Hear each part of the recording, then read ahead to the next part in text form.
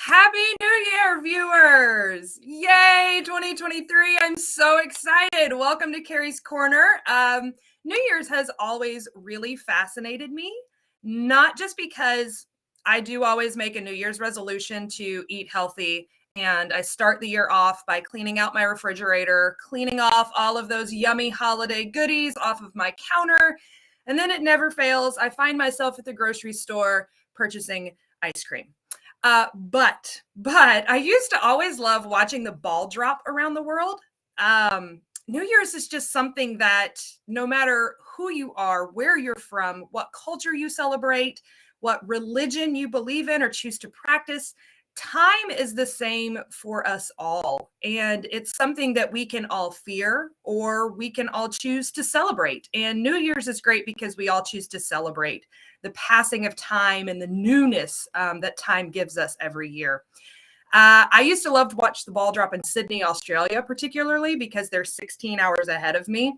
And or for those of us in the New York time zone, and they're amongst the first to welcome in the new year. And that's just, it's always been fascinating to me. I know a lot of you out there are feeling the time crunch and you're wondering, will 2023 be the year I finally get to live my American dream? Well, a majority of our nursing candidates take the IELTS exam. For those of you who don't know, the IELTS stands for International English Language Testing System. And it's owned, unlike the PTE, which is owned by Pearson, and TOEFL, which is its own testing entity, the IELTS is owned by multiple organizations. You've got the British Council, you've got Cambridge English, and it goes through a rigorous process from conception to creation, all the way to executing the test that you take on exam day. They even pre-test questions on groups of people from around the world who are preparing to take the IELTS exam. So this is not a new organization, and they have got the data process down to a pretty solid system to ensure that their test is accurate, valid, and reliable. I would venture to say that around 90% of our nursing candidates take the IELTS, which is a massive number around the world. Today, I am excited. I'm very excited to welcome a guest to the show who is no stranger to the IELTS. Not gonna lie, his British accent is way more fun to listen to than my Southern USA accent. Robert Nicholson, or Robbie, is from the Southern United Kingdom. He told me the city he's from, and I'm going to ask him to pronounce it because I was so scared I was going to butcher it. You guys know I butcher your names all the time. He has a degree in English, in business, teaching, and ELTA. He's been teaching high school English at the British International School in Poland, in Krakow, Poland. But prior to that, he was an IELTS examiner, both in writing and in speaking. I know a lot of you out there are struggling. You're like, I'm at a 6.5. Someone get me to a 7. What are the keys to the kingdom of getting a 7 on the IELTS speaking? Well, Robbie is here to help us to open those doors for you. He also spent some time teaching IELTS preparation with the British Council in Abu Dhabi. So without further ado, I am so excited to bring Robbie in. Hi, Kari. Thank you very much. Hey. Hi. Yeah, it's Bournemouth, the place where I am. Bournemouth. I would have never guessed that in a million years. So yeah, I'm about an hour and a half from London on the south, but it's quite bright and cheerful. I told you earlier there's a bit of blue sky, but now there's lots of blue sky. Everybody.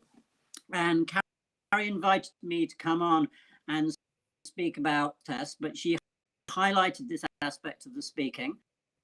And I will try on the chat, and if anybody wants me to talk about anything different or something and wants me to expand on it, or wants to ask a question, or wants to ask something about the IELTS exam, that is fine. I'll just try and keep my... Kari, if you spot something which I haven't spotted because I'm getting carried away with my own voice, please look for my nice comments about my accent. I'll really throw on the British accent for you now. Yes, please do. So it's interesting that talk about getting the 6.5, a key sort of trope that comes up again and again with people around for work and study. And it's interesting, I was writing some notes. The first thing I wrote on my sheet is stop looking for a magic bullet. People think there's some kind of trick out there that someone knows the answer, some particular thing, and then everything will disappear. And that's not. And I think the shame is that a lot of promote their things online often couch their know something that nobody else doesn't. And I just don't think that's true. It's an English exam, and it's just your ability at English. But of course, there are certain things that you can do in order to, although a lot of them are plainly common sense. And the first thing I wrote, and really whatever section, part of the IELTS test you're doing, listening or speaking, then practice is a key thing. Taking a course about the exam as well is a good thing to do. But of course, that can sometimes be if you're well motivated and organized, then teaching yourself and finding resources online a good possibility as well. So I gave Kari a sheet about our website where we have some certain things, but also in general, Nicholson, which runs the IELTS in a lot of countries, also has a lot of free, for example, in the listening aspect, it's there's a lot of free listening counsel where you can just listen, because listening to a recording, the thing that you don't usually do. It's not, if you think about the how many times have you listened to a recording, and for most people that will be zero. It means so the very fact of just getting some practice, putting on a pair of headphones and listen, and what the British Council does as well, it has the recordings, but also has questions that you can deal with that allows you to develop that skill of listening without having somebody in front of you, without having a TV, and also dealing with questions at the same time. And I think that experience of doing it allows you to be comfortable when you actually do the real exam, sort of being a bit freaked out about the whole situation. As long as then you can just concentrate and the questions rather than the actual situation itself. So think about today. In our time today, a lot of times I encourage people to find a podcast you really enjoy and put in headphones and just don't clean the house, don't fold laundry, and it's so hard for us not to do other things while we're listening. And that's just such a great thing that you pointed out. How many times do we force ourselves to actually sit down and just listen? And you have to train your brain to listen and not think about other things. Like that's in today's world, like I love that you pointed that out. In today's world, it's impossible to block out the noise. And you have to, if you want to do well on this portion of the test. Well, great minds think alike, Kari, because I just says, practice listening regularly, but podcasts, these are they're really easy to access. And that's the first thing that came to my mind when just thinking of an exam specific practice. Okay.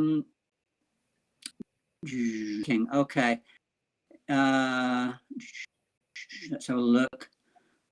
I'll keep watching. If it's not good, I'll move downstairs a bit closer to the router. I'm above the router, so I must be about 2 meters from it. But sometimes the ceiling can get interfere. Now I saw that someone talked about a 6.5 and told it was a fail mark. Now there's no pass, just a number, and the number corresponds to a. Now where it becomes relevant as a pass or fail depends on what you're doing IELTS for. So the nursing qualification for getting into the United States is a 7, then you mark to fulfill those requirements, but that's not an IELTS a fail. 0.5 is that's your level of English. But yeah, there's no pass or fail. Yeah, someone commented that reading is their greatest challenge, being the time factor in the reading is their greatest challenge. What advice or tips do you have for those? And I've noticed over time, really, that dropping of the reading score. So what advice do you have for people struggling to get that reading score up? Because, and just so that you know, for nursing, they do have to get a 7 in speaking, and they have to have an overall band score of a 6.5. So that's the nursing requirements. Okay. So in terms of the reading, the time, even from native speakers, even when I do a practice test, which I do from time to time, because if you don't on the same wavelength as your students, and it's meant to be a problem. You're meant to get a lot of information to process in the hour, so assess you accurately. Because if there was no limit to the time, then everyone would do quite well because you have time to think about it. So really, they're separating, putting that time constraint on.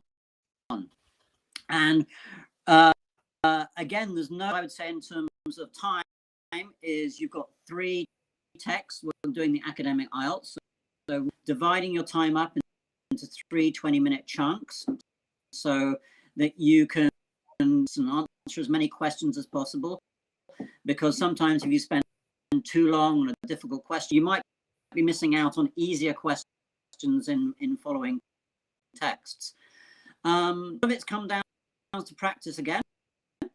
You never know what topic's going to come up in front of you, so you can have topics.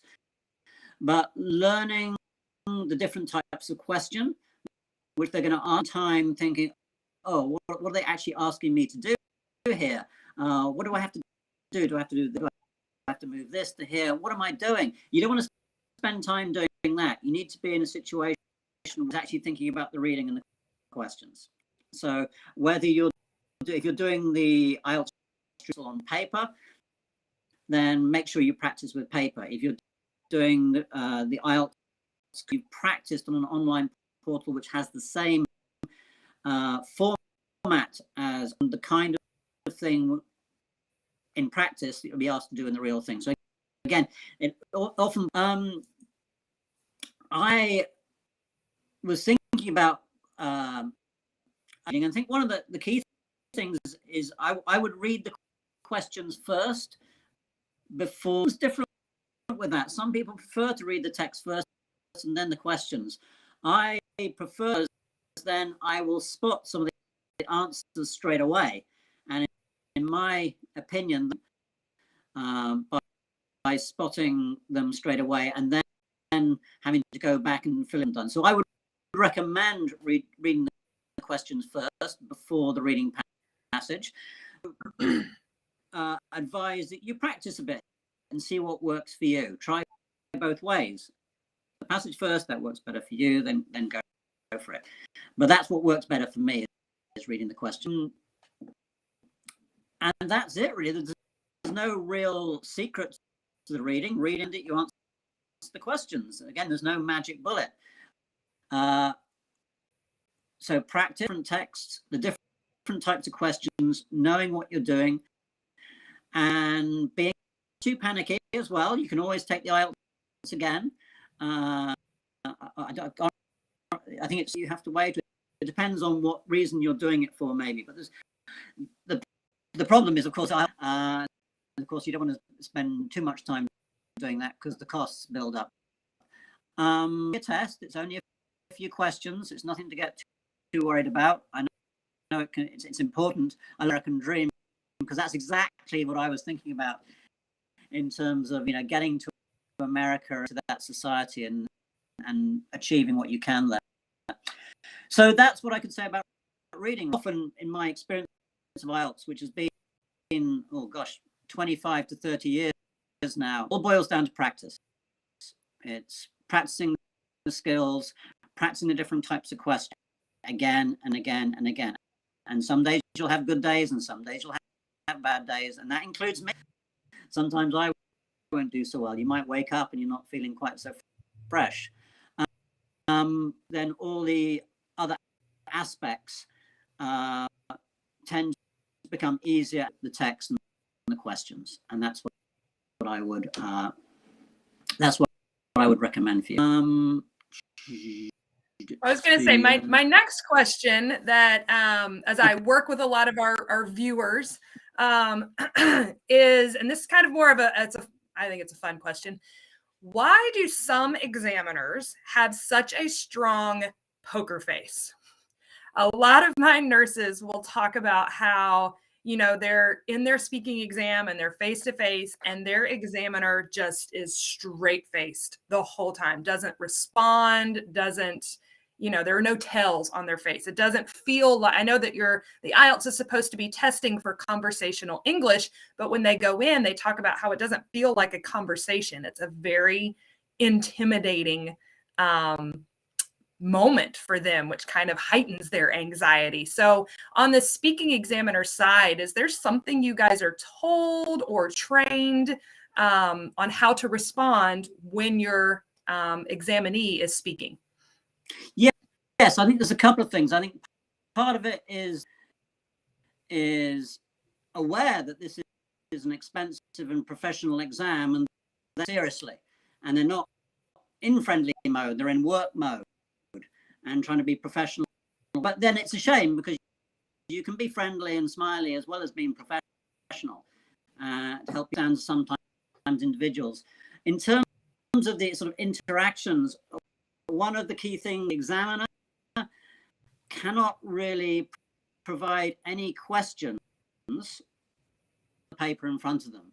And the reason for that is that it needs to be this every single student, whether they're doing it in the Philippines, whether they're doing it in Brazil, in the Middle itself. So everyone gets the same deal. And therefore the marking is standardized, and that's why.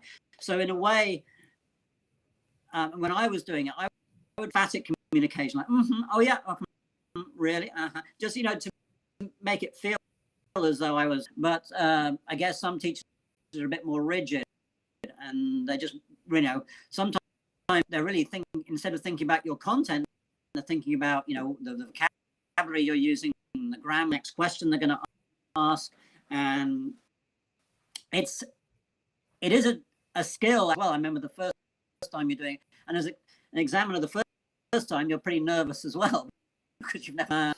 And so, yeah, I think a good examiner will be able to put their clients, as it were, at ease as well. But I'm sure it's not always the same. But part of the reason is to asking the questions which are in front of them, and they're not allowed to rephrase things. They're not allowed to develop in a different direction, because that takes away from the standardization.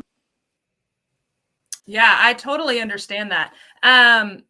Again, asking a speaking question, a lot of test centers or preparation centers, which you used to work in a preparation center for the IELTS, they are teaching candidates to start their Part 2 response with a very canned, I would like to talk to you about, or let me tell you about.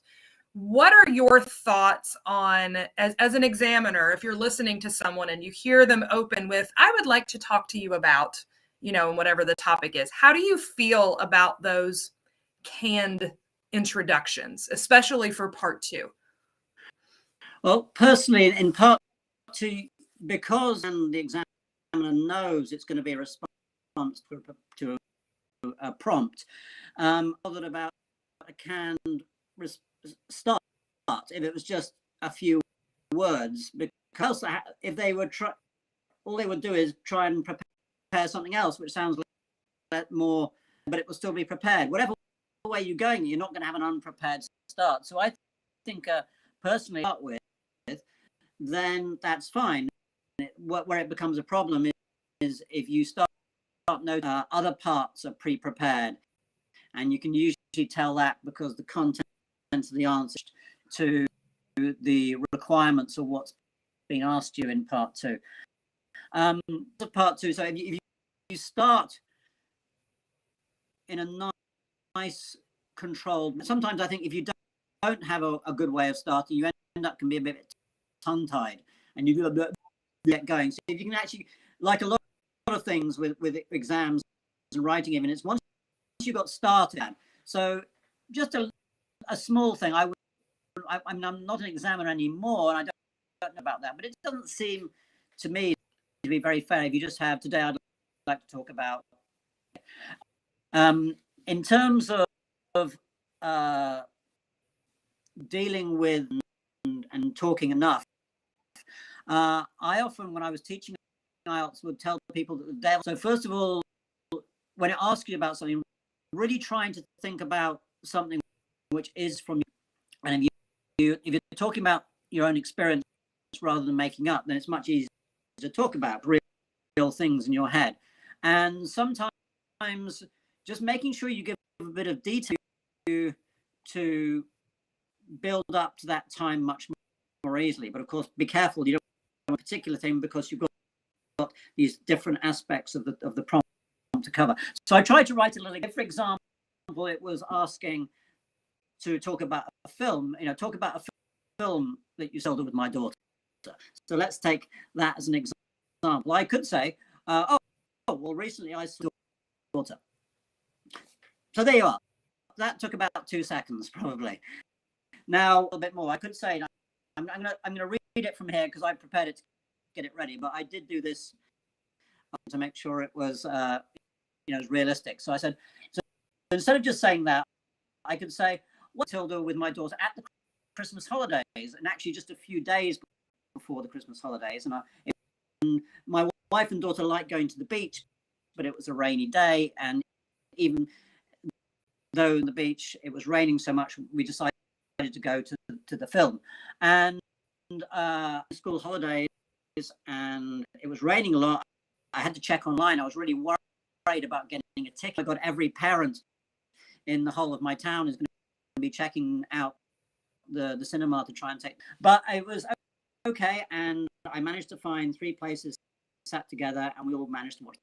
So there you are. I must have talked for 20-25 seconds about that by just focusing on a bit of detail. Went off a bit too much about the beach, so maybe that wouldn't have been relevant enough. But I think with a bit of practice about giving these details connected to the to build up time while still producing the good language, hopefully the nice, the accurate grammar that is required. So that's one possibility at part 2 section. That is excellent advice. I know a lot of our nurses are terrified of that part 2 section. A lot of people are commenting just about the sound is cutting in and out a lot still. I'll tell you what, I'll pop downstairs and sit myself. All right, I'll turn your camera off while you're moving. Okay. All right, folks. Yeah, Robbie is, just for those of you joining in, Robbie is joining us from Poland, he's right now, he's in the Southern United Kingdom. You guys know how it is. I've worked with so many of you on video conferences, and I know that you guys sometimes struggle finding that perfect internet connection. So Robbie is being so generous right now. He is relocating. He's giving me the thumbs up that he's relocated. Hello again. So hopefully we'll be able to fix the sound. So yeah, hopefully that will get better. So I was looking at, there was someone's question which I saw, which is a nice easy question, but I can see all the comments about my voice cutting out. You need to have IELTS when English is your first language. It depends. Sometimes a lot of people who are native speakers, including Brits in my country, they do that for Australia. It gives them extra points to qualify as part of it. So obviously they can find certain parts of the exam easy. Came from a country where English wasn't an official language, but English, it would just require, I would imagine, some kind of proof. So if you studied school, if you had maybe a certificate from the school, or your exam certificates, what I teach is the International Baccalaureate. So if you've done the IB in English, I know this is for people not requiring to do the IELTS. But it you'd certainly have to have some of the fact that you were a native speaker. They wouldn't take your word. I guess everybody would be saying they're native speakers. And there are various things you can do. The organisation which is requiring you to do IELTS, whether they accept the TOEFL or the Pearson or the exams or whatever you've got there. Yeah. I would say our next question, and this is a really big one that I come across working with all of our candidates, is what advice do you have? Because I usually tell people, like, you need to be speaking English, like conversational English, at least 30 minutes a day. At least 30 minutes a day. If you're prepping for the IELTS, you need to be practicing like daily. But what advice do you have for people who have no one to practice with? They have to practice speaking alone, because we do have quite a few candidates who are working in countries where they're not able to find anyone else who speaks English. So they don't have a buddy, a speaking buddy. So what advice do you have for those people? Well, that's tricky because it's difficult to get a realistic. You can hire people online to talk with you. I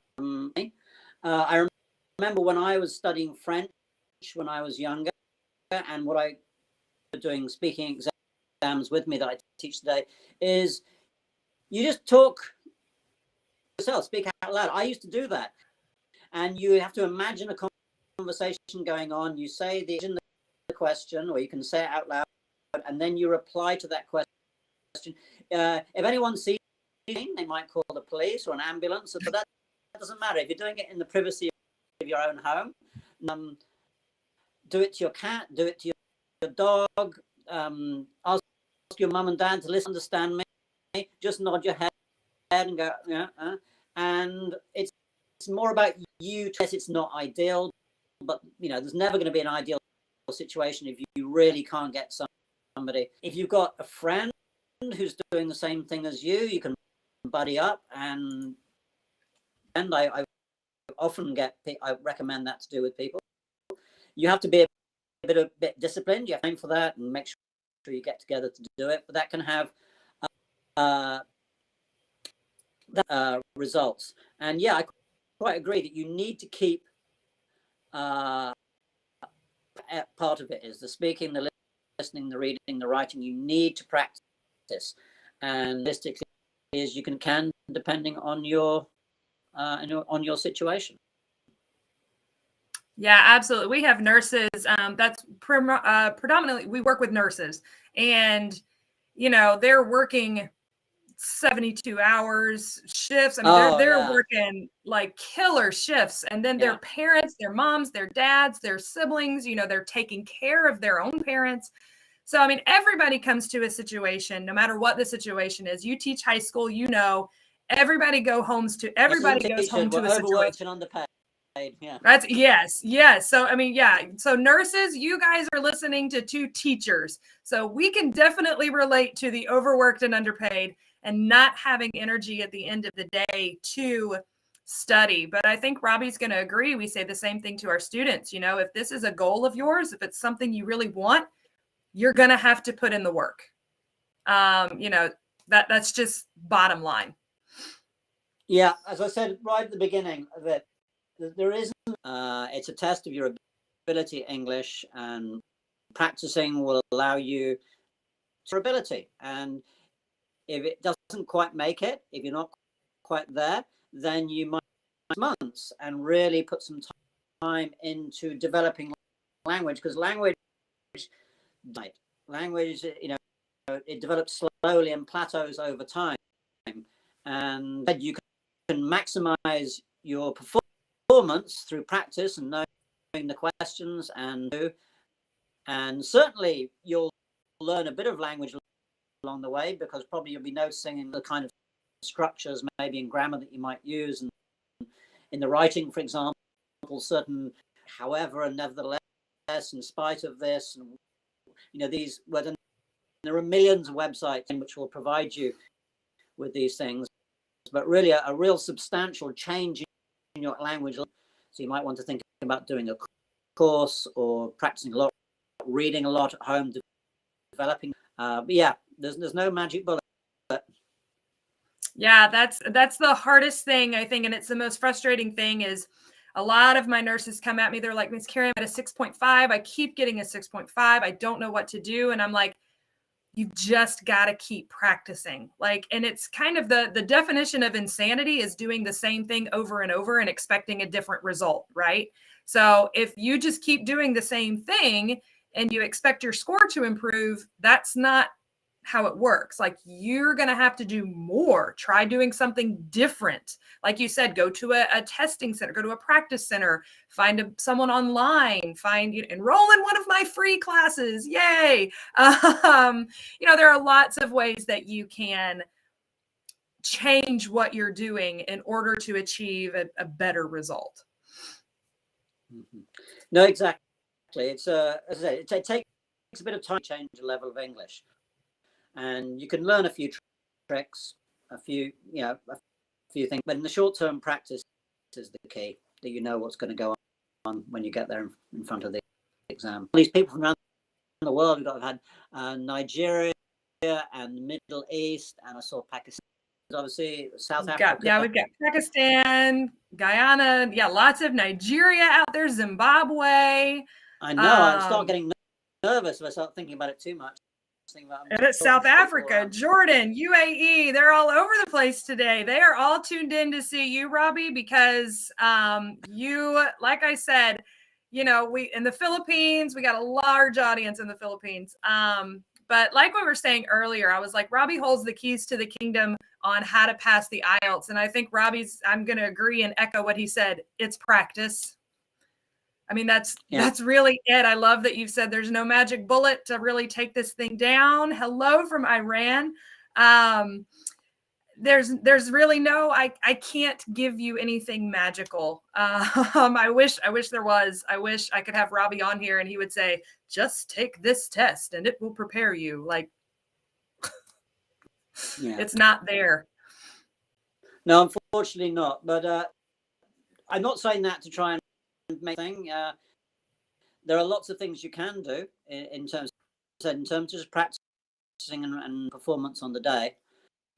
But yeah, just keep positive and keep practicing. Do you want me to talk about any other aspects of the test as well? We've been talking. No, I was just going to say we'll get ready to wrap it up. If you have, we're going to have Robbie on again, folks. So don't worry. Sure. And we'll make sure that you guys know, and you guys can prepare with questions, things that you specifically want to ask Robbie about the IELTS exam. But really, Robbie, if you just have, I'm going to throw this one out there again. One more thing. For those people out there who are stuck at a 6.5 in their speaking, what is like one tip that you think could be universal to move someone? Because even I sometimes look at it and I'm like looking at the difference between a 6.5 and a 7 on the scoring guide that you guys use. It's so like little. It's just, it's such a minor adjustment. So like, what one thing, I know you talked about like transitional words at one point, but what is one thing that are people who are focusing specifically on speaking, specifically getting from a 6.5 to a 7? What is one tip you feel like you could give that would benefit the whole audience? Well, I would say is give a decent, relevant answer. So make which is asked you. So listen carefully to what's been asked you to make sure. So that's obviously the basis of return the language which is relevant to what's been asked to you. And don't make it too short. So if they ask you, for example, what are some of the problems you have at work, supervisor. Yeah, that's not enough. You know, you can't, the examiner can't give, and then tell me why you hate your supervisor. Oh, because, you know, you don't need to talk about for 5 minutes. Stopped. The examiner, as I said before, will have a certain number of questions in front of them that ask, and if a candidate, they might interrupt in order to get onto the next question, and that's not a bad thing. I always think that they're interrupting you. That's great. That means you're talking lots. So, but I think a nice answer would be a direct answer to the question, and then maybe 2 or 3 sentences of justification about why you gave that answer, and then your language, and hopefully again you have the range of language, the fluency, the pronunciation, and the grammatical accuracy in order to get the grades in those different criteria bands. That's certainly one thing which I think examiners appreciate is a proper answer. And it's almost impossible to do, but try and look as though you're enjoying yourself. Go in there, come in, you shake the hand of the examiner, say you're pleased to meet them, smile, you know, and look as though you're enjoying yourself, because really that's part. If you create a kind of relationship of friendliness between you and the exam, communication happens more easily. And you, of course, you get, as an examiner, you get just plainly terrified and nervous and sweating, and they like that, and they do feel sorry for you, probably most of them. And so a little chance to get your examiner to smile and break the ice as well. I know that as a teacher, you love it when someone else comes in and echoes everything you've been saying. It kind of like makes you feel like, I told you so, you know, right? So I'm looking at all of my students out there shaking my head going, that's exactly what I tell them to do. A smile can go such a long way when it comes to breaking the ice with the examiner. A smile shows confidence. Deer in the headlights shows, oh my God, like that's letting the examiner know you're not confident straight out the gate. So they're going to be looking for your mistakes. But if you're smiling, they're going to be like, all right, here we go. This is going to be a good one. Yeah. For sure. So I love that. I loved all of that. Thank you. Thank you so much, Robbie. What a full show of amazing and fantastic information. Robbie, you were awesome. Thank you so much for your time, for sharing all of this with sharing all of this with our current viewers. And we have a lot of viewers who watch this not live because it's posted on YouTube, it's posted on Facebook, on multiple channels. Feel free to share it to your channel, Robbie. I know all of your people want to watch this. So if you have any questions, you know, please remember to put those in the comments. I'm excited to have Robbie on in the future. We'll really continue to break down the IELTS. Like I said, you folks out there, keep asking questions. Keep thinking about questions that you have for Robbie so that next time he's on, you're going to be able, you're just going to blow him up with some questions. You're going to blast him. But do you have anything else you want to add, Robbie, before we sign off? Well, not really. I just want to say how excited I was to see people from all around the world. It wasn't so clear. I'll know where to sit now. And I'll try and maybe make some notes about the different areas of the exam and think about what I can. But again, yeah, there's nothing magic I can say, but I'll try and get some things in order to help you, everybody. But very exciting from Japan and from Nigeria. I've got right in front of me. As I said, we had somebody from Iran. One that's really cool. It is really, really cool. We have nurses, Worldwide has nurses literally worldwide. And so that's part of what I love about working with the organization is I might be in this podunk little town in the South, but I'm talking to people all over the world every Thursday morning. So it's such a cool platform. I cannot say thank you enough for coming on. With that, for those of you preparing for the IELTS, hang in there. It's going to take work. It's going to take practice, dedication, but I know you can do it. Thank you so much for tuning in. Oh, there was one more question before we sign off. Can someone buy a book to study for the IELTS? Robbie, do you have any recommendations for that? Well, I guess the benchmark book is, and they've got about 15 different sets of practice books. They tend to be a bit pricey, but they are good. I know that the organization I work with, connecting to IELTS, they have much priced books, and that I think you search for Simone Braverman, and I'm Robbie Nicholson. So that they're my tests that I wrote. So the price, and but there are also available books as well. The Cambridge ones are ones that I often use when I'm formatting my tests, not copying the content, but just looking at the latest things that the exams are doing. So they're good, but they're expensive, and mine are good, but not.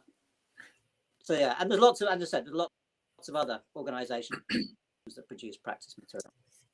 Very good. Well, if you want to, after we sign off here, Robbie, if you want to email me, maybe like just a couple of those, maybe the ones that you have as well, and we will drop those in the chat for people who are asking about those, then yeah, we can definitely get a list going of people for resources.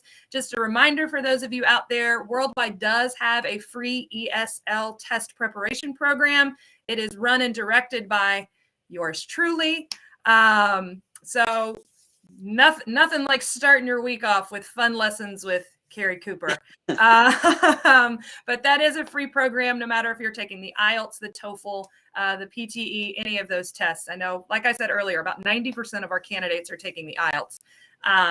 So don't forget, contact your case manager if you want to sign up for that class, or you can contact me directly on my email. But with all of that being said, again, thank you so much for tuning in to Kari's Corner today. I'm sharing my corner with Robbie. But I'm Kari. This is my corner, reminding you to don't face the corner, face the world with Worldwide. Signing off for the first time in 2023. Over and out, everyone.